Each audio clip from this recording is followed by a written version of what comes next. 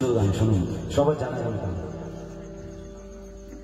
হে সর্বশক্তিমান প্রভু, তুমি আমাদের বিশ্ব পিতা,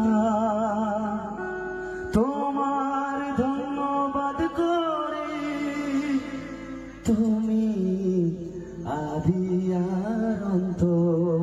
গানটা জানি আমরা। খ্রিস্ট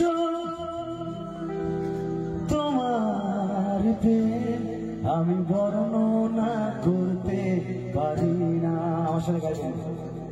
খ্রিস্ট যিশু তোমার প্রেম আমি বর্ণনা করতে পারি না। তুমি মহান, কত মহান, তুমি মহান, কত মহান, তুমি সর্বশক্তিমান। খ্রিস্ট যিশু তোমার প্রেম আমি বর্ণনা করতে পারি না।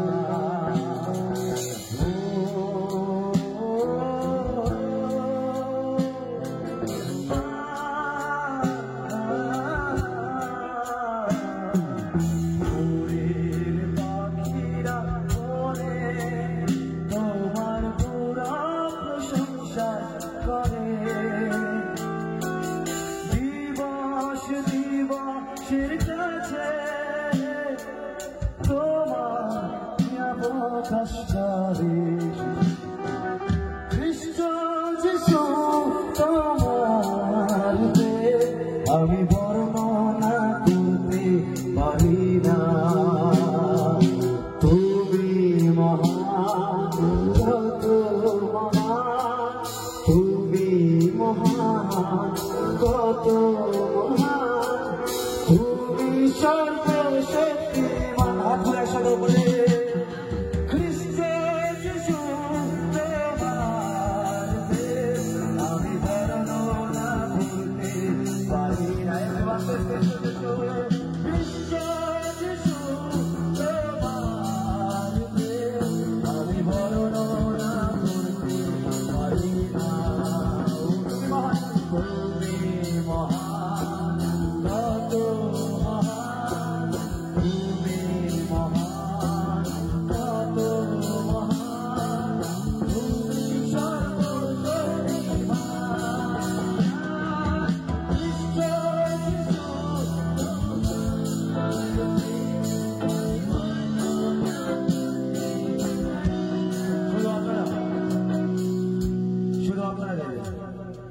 খ্রিস্ট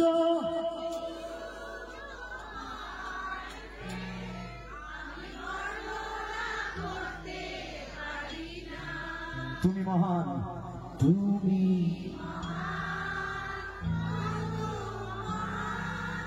তুমি মহান, কত মহান, তুমি সর্ব।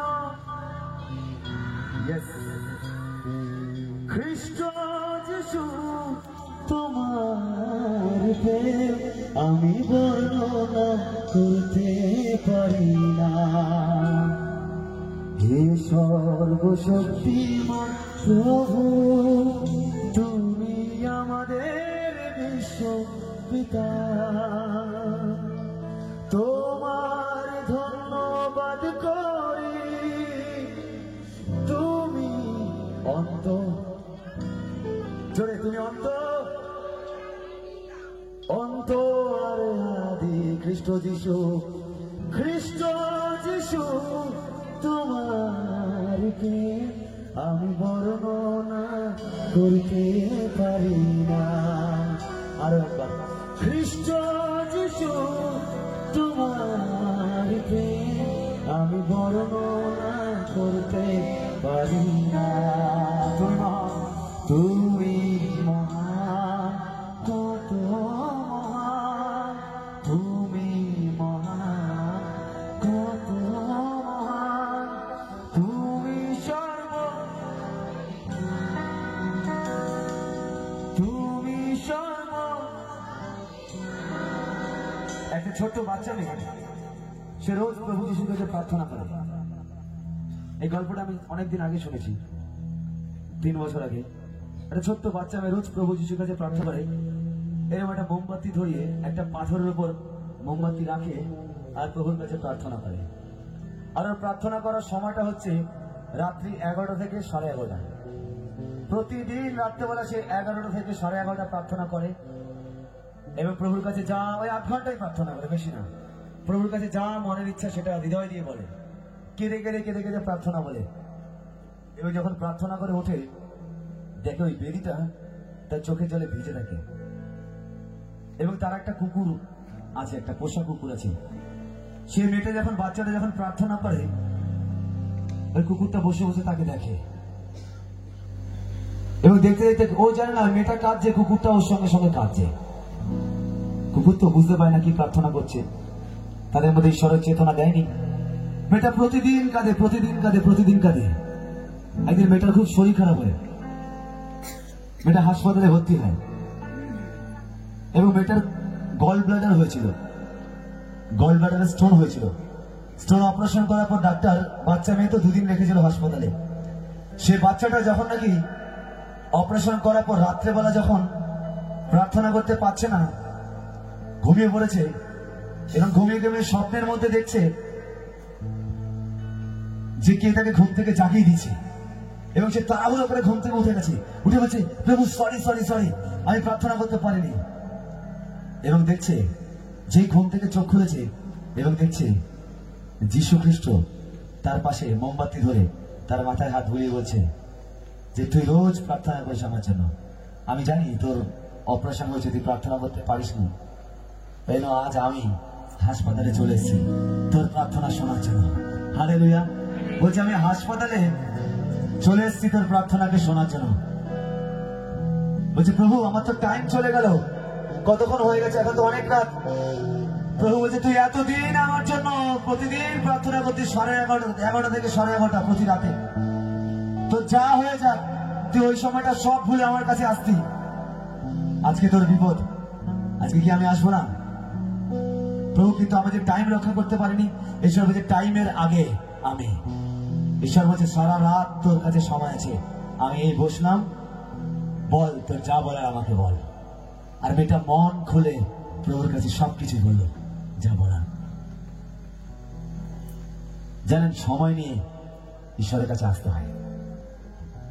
এটা একটা উদাহরণ যে 8 ঘন্টা প্রার্থনা করছে, কিন্তু আমি বলবো আপনি 8 ঘন্টা প্রার্থনা করবেন না, তার বেশি করুন প্রভুর কাছে। যেভাবে পারেন, তিনি তো আপনার পিতা, যেভাবে পারেন আপনি প্রার্থনা করেন। কারণ বাক্য বলছে তুমি মহান, কত মহান, সবাই হাত তুলুন, তুমি মহান, কত মহান, তুমি সর্বশক্তিমান, তুমি খ্রিস্ট যিশু তোমার আমি বর্ণনা করতে পারি না। হালেলুয়া।